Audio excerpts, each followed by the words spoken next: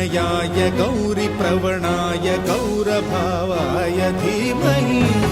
गोसहस्राय गोवर्धनाय गोपगोपाय धीमहि गुणातीताय गुणाधीशाय गुणप्रविष्टाय धीमहि एकदन्ताय वक्रतुण्डाय गौरीतनयाय धीमहि गजेशानाय भालचन्द्राय श्रीगणेशाय धीमहि एकदन्ताय